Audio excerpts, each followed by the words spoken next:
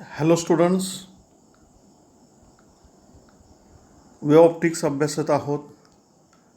आत्ताच्या पिरियडला आपण अभ्यासणार आहोत ते आर्टिकल आहे रिझॉल्विंग पॉवर ऑफ टेलिस्कोप. कोणतं आर्टिकल आहे? Resolving power of telescope. Telescope हा दूरवरचा ऑब्जेक्ट पाहण्यासाठी आपण वापरतो. डिस्टंट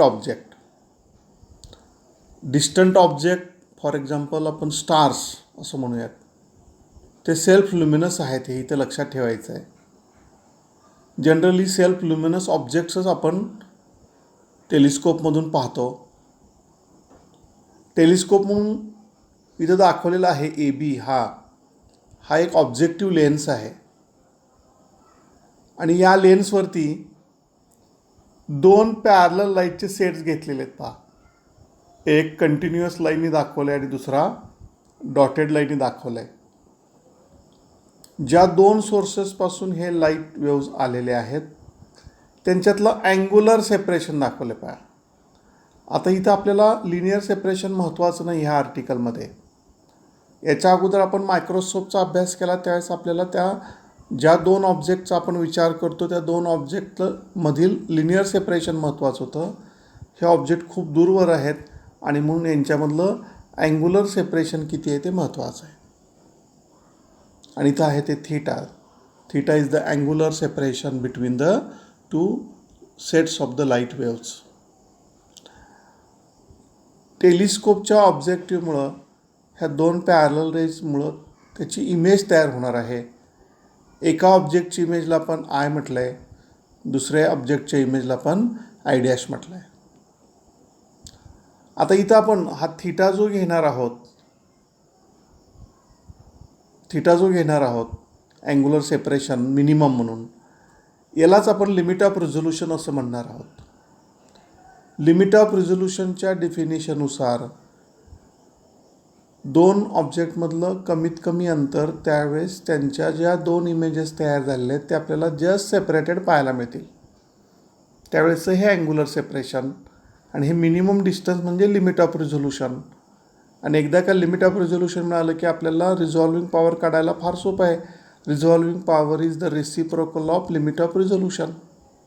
आणि म्हणून इथं रिझॉल्विंग पॉवर आर इथं म्हटलं आहे पहा खाली इज इक्वल टू 1/θ. हेच आणखी वेगळ्या भाषेत सांगायचं झालं तर हे जे ऑब्जेक्ट्स आहेत हे पॉईंट ऑब्जेक्ट्स आहेत. पॉईंट ऑब्जेक्टमुळं इथं जो काही डिफ्रॅक्शन पॅटर्न तयार होईल तो एअरी डिस्कच्या स्वरूपात असणार आहे. आणि एअरी डिस्कच्या स्वरूपात असल्यामुळं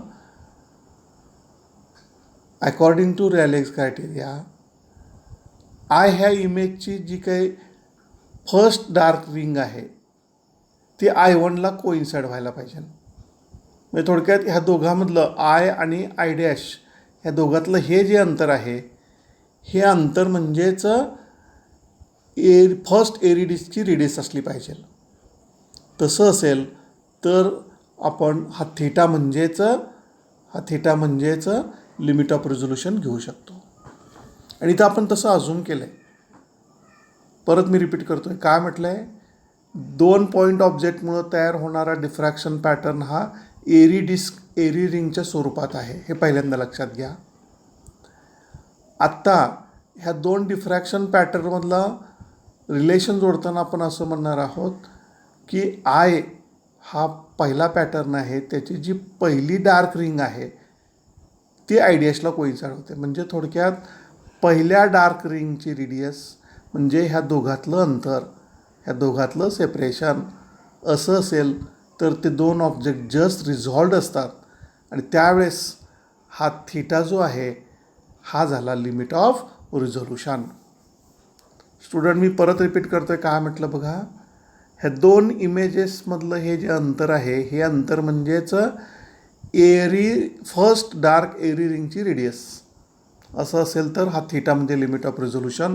आणि मग रिझॉल्विंग पॉवर काढण्याचा फॉर्म्युला आहे R इज इक्वल टू 1/θ. पण थीटा बरोबर काय?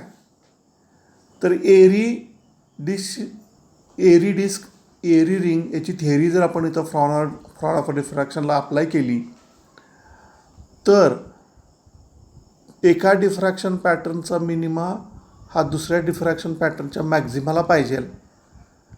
म्हणजे दोन ऑब्जेक्टमधलं अंतर म्हणजे फर्स्ट मिनिमामधलं अंतर. आणि आपल्याला माहिती आहे मिनिमासाठी कंडिशन आहे path difference is equal to N lambda, N is equal to 1 म्हणून पाथ डिफरन्स बरोबर लॅम्बडा यायला पाहिजे. पण आपण सेल्फ ल्युमिनस ऑब्जेक्टला अभ्यासलेलं आहे मागच्या आर्टिकलमध्ये. Lambda is multiplied by the factor 1.22 आणि म्हणून इथं लिहिलं आहे path difference B I dash minus A I dash is equal to 1.22 lambda. हे इक्वेशन कधी ट्रू आहे? ज्यावेळेस थीटा हा लिमिट ऑफ रिझोल्यूशन आहे त्यावेळेस. मग पाथ डिफरन्स मिळाला. पण हाच पाथ डिफरन्स म्हणजे approximately capital D into theta असतो by the geometry of the figure. Capital D म्हणजे हा जो काय ऑब्जेक्टिव्ह लेन्स आहे ह्याचा डायमीटर किंवा त्याला अपर्चर असं म्हणतात. हे जे अंतर मी आत्ता इथे डार्क करून दाखवतो आहे हे अंतर म्हणजे कॅपिटल डी आहे. कॅपिटल डी इंटू थीटा ह्या दोघांचा गुणाकार म्हणजेच पाथ डिफरन्स असतो असं लक्षात ठेवा. आणि हा पाथ डिफरन्स जर 1.22 लॅम्बडा याच्याबरोबर आला तर हे जस्ट रिझोल्यूशन कंडिशनचं इक्वेशन आहे. म्हणजे जस्ट रिझोल्यूशन कंडिशनला आपल्याला फॉर्म्युला काय मिळाला बघा. Capital D into theta is equal to 1.22 lambda. हे इक्वेशन थीटासाठी रिअरेंज केलं. थीटा म्हणजे लिमिट ऑफ रिझोल्यूशन आणि मग theta is equal to 1.22 lambda upon D आणि मग आर बरोबर त्याचा व्यस्त घेतला डी अपॉन 1.22 लॅम्बडा हा फॉर्म्युला आहे. इथे काही गोष्टी तुम्हाला ॲज इट इज लक्षात ठेवाव्या लागतील. पहा path difference is equal to D into theta, path difference is equal to 1.22 lambda आणि मग दोघांना इक्वेट करून रिअरेंज करून थीटा बरोबर आलेला फॉर्म्युला आणि त्याचा व्यस्त म्हणजे रिझॉल्विंग पॉवर. आता हा जो फॉर्म्युला आला रिझॉल्विंग पॉवरचा मी आता त्याला बॉक्स केलेला आहे. पहा हा फॉर्म्युला काय सांगतो आहे की रिझॉल्विंग पॉवर ही दोन गोष्टीवर अवलंबून आहे लॅम्बडा आणि वेवलेंथ. लॅम्बडा वेवलेंथ आणि डी. डी म्हणजे त्या लेन्सचा aperture diameter. Student capital D म्हणजे इथं काय आहे लक्षात घ्या. कॅपिटल डी म्हणजे हे अपर्चर आहे डायमीटर आहे. मग डायमीटर जेवढा मोठा डायमीटर हा अपर्चर हा न्युमरेटरला आहे तो जेवढा मोठा तेवढी रिझॉल्विंग पॉवर जास्त असेल. म्हणून इथं म्हटलं आहे thus to increase the resolving power of a telescope its objective should be as large as possible. पण हे झालं इक्वेशनच्या भाषेत गणिती भाषेत. पण प्रॅक्टिकली त्याच्यामध्ये बऱ्याच अडचणी आहेत. लार्ज लेन्स घेतले तर बऱ्याच डिफिकल्टीज तयार होतात. त्यातल्या डिफिकल्टी आहेत एक तर ॲबरेशन तयार होतं, दुसरं initial moulding of the lens अवघड आहे, पोस्ट लॉन्च इश्यूज तयार होतात such as heavy mass for changing the settings. म्हणजे एकदा का तो टेलिस्कोप फिक्स केला की त्याच्यात चेंजेस करताना बरेच प्रॉब्लेम तयार होतात. त्याला पोस्ट लॉन्च इश्यूज असं म्हटलं आहे. म्हणजे कोणकोणत्या डिफिकल्टी आल्या बघा. ॲबरेशन आलं, इनिशियल मोल्डिंग म्हणजे तयार करण्याची अडचणी आल्या आणि पोस्ट लॉन्च इश्यूज आहेत. म्हणजे आपल्याला टेक्निकली असं म्हणता आलं की कॅपिटल डी वाढला की रिझॉल्विंग पॉवर वाढते, पण प्रॅक्टिकली अडचण आली. मग काय पर्याय, ह्याला अल्टरनेटिव्ह काय? तर ह्याला एक अल्टरनेटिव्ह आहे. तो असं आहे की लेन्स घ्यायच्याऐवजी फ्रंट कोटेड मिरर्स घेतात ऑब्जेक्टिव्ह म्हणून. आता त्याच्यात आणखी एक अडचण आहे. फ्रंट कोटेड मिरर घेतल्यानंतर स्पेरिकल ॲबरेशन निघून जातं, पण एक सिंगल लार्ज मिरर तयार करणं हे आणखी जिकिरीचं काम आहे, अवघड काम आहे. मग एक मोठा आरसा तयार करणे, कर्व्ड मिरर तयार करायच्याऐवजी रिसेंट टेलिस्कोपमध्ये काय केलं जातं पहा, सेगमेंटेड मिरर्स वापरले जातात. सेगमेंटेड मिररमध्ये नंबर ऑफ हेक्झागोनल सेगमेंट्स असतात आणि त्याच्यामुळे तयार होणारा मिरर हा पॅराबोलिक मिरर असतो आणि त्याच्या सहाय्यानं आपल्याला मग त्याची कॅपिटल डी ही व्हॅल्यू वाढवता येते म्हणजे रिझॉल्विंग पॉवर वाढवता येते. सध्या रिसेंट काही टेलिस्कोप अंडर कन्स्ट्रक्शन्स आहेत आणि त्यांची जे डायमीटर आहे साधारणतः 30 ते 40, 30 हा पार्ट ह्या कलर स्ट्रीपच्या पाठीमागे झाकून गेले आहे. 30 ते 40 मीटर डायमीटरचे सध्या टेलिस्कोप अंडर कन्स्ट्रक्शन आहेत.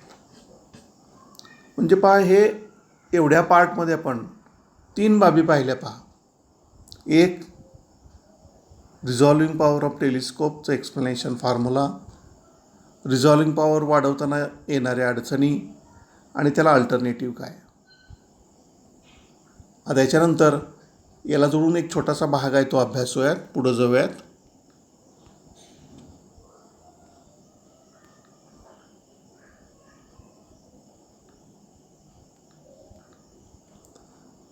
डायग्राम पाहताय स्टुडंट. GMRT रेडिओ टेलिस्कोप म्हटलं आहे. आत्ता आपण जी चर्चा करतो आहे टेलिस्कोपचे, त्याचे आपण 2 भाग इथं समजून घेऊयात. एक ऑप्टिकल टेलिस्कोप आणि दुसरा रेडिओ टेलिस्कोप. काय फरक आहे दोन्हीमध्ये? ऑप्टिकल टेलिस्कोपमध्ये व्हिजिबल लाईट वापरला जातो, तर रेडिओ टेलिस्कोपमध्ये रेडिओ वेव्ह वापरल्या जातात. पण स्टुडंट, रेडिओ वेव्हची वेव्हलेंथ ही काही मीटरमध्ये असते आणि मग आपल्याला ऑप्टिकल टेलिस्कोप एवढंच रिझॉल्विंग पॉवर मिळवायची असेल तर रेडिओ टेलिस्कोपमधल्या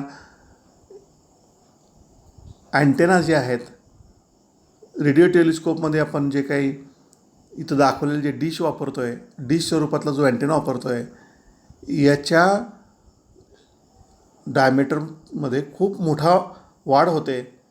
ते काही किलोमीटरमध्ये असतात आणि मग एकच तशी डिश काही किलोमीटर डायमीटर असणारी तयार करणं हे अवघड असतं. आणि म्हणून अनेक डिश यांचं एक ॲरे तयार केलं जातं, एक ग्रुप तयार केला जातो आणि त्याच्या सहाय्यानं मग ते काम केलं जातं. त्यालाच थोडक्यात म्हटलं आहे GMRT, giant metrewave radio telescope, थोडक्यात GMRT हे सेंटर आपल्या महाराष्ट्रामध्ये पुणे जिल्ह्यात नारायणगाव येथे आहे. आणि याच्यामध्ये अशा टेलिस्कोप डिस्कचे ॲरे आहेत. नारायणगावमध्ये जो GMRT आहे त्याच्यामध्ये 30 डिशेस आहेत आणि प्रत्येकाचा डायमीटर 45 मीटर आहे. हे सर्व 30 डिशेस जवळजवळ 25 किलोमीटर एवढ्या क्षेत्रावर व्यापलेल्या आहेत आणि त्यालाच आपण काय म्हटलं आहे, GMRT रेडिओ टेलिस्कोप. म्हणजे इथं काय झालं, ऑप्टिकल पार्ट म्हणजे व्हिजिबल लाईटच्या ऐवजी रेडिओज वापरल्या. त्याच्यामुळं इथं जो काही ऑब्जेक्टिव्ह आहे, म्हणजेच इथं डिश म्हटलं आहे, याचा डायमीटर खूप मोठा येतो आणि एकाच डिशमध्ये मोठा डायमीटर आणणं कठीण आहे आणि म्हणून अनेक डिश सलग जोडल्या जातात. त्याला ॲरे असं म्हटलं आहे. आणि इथं GMRT जो पुण्यामधला नारायणगावमधला आहे त्याच्यात 30 डिशेस आहेत. प्रत्येकाची डायमीटर 45 मीटर आहे आणि हे जवळजवळ 25 किलोमीटर क्षेत्रावरती पसरलं आहे. इथं जी फिगर दाखवली याच्यामध्ये फक्त एका फोटोग्राफमध्ये 5च टेलिस्कोप डिश आलेले आहेत. पहा, आपण मोजूयात. 1, 2, 3, 4 आणि इथं छोटीशी दूरवर दिसते ती 5 नंबरची आहे. म्हणजे 5च GMRT डिशेस दिसत आहेत. अशा एकूण 30 डिशेस म्हणून तयार होणारा मोठा रेडिओ टेलिस्कोप, त्यालाच नाव आहे GMRT रेडिओ टेलिस्कोप. ह्याचं वैशिष्ट्य असं आहे, ह्याच्यानं आपल्याला रिझोल्युशन खूप मिळतं आणि मग highest angular resolution achievable ranges from about 60 arc second at lowest frequency of 50 megahertz to about 2 arc second at 1.4 gigahertz. आता स्टुडंट, इथे एक नवीन टर्म आली पहा, आर्क सेकंद. 1 आर्क सेकंद म्हणजे काय ते दिलेलं आहे. 1 डिग्रीचा 3600वा भाग, 1/3600 डिग्री म्हणजे 1 आर्क सेकंद. आणि मग याच्यात आपल्याला जी रेंज आहे रिझॉल्विंग पॉवरची ती 60 आर्क सेकंद ते 2 आर्क सेकंद अशी मिळते. 60 आर्क सेकंद ही लोअर फ्रिक्वेन्सीला आहे, ती फ्रिक्वेन्सी 50 मेगाहर्ट्स. तर हायर फ्रिक्वेन्सीला 2 आर्क सेकंद एवढं रिझोल्युशन मिळतं आणि ती फ्रिक्वेन्सी आहे 1.4 गिगाहर्ट्स. GHz म्हणजे गिगाहर्ट्स. स्टुडंट इथं एक नवीन युनिट आलं आर्क सेकंद, तर त्याचं उत्तर इथं ब्रॅकेटमध्येच दिले पहा. Arc second is 3600th part of the degree. अशा रीतीने इथं आपण आत्ताच्या तासाला रिझोल्युशन ऑफ टेलिस्कोप हा पार्ट पूर्ण केलेला आहे.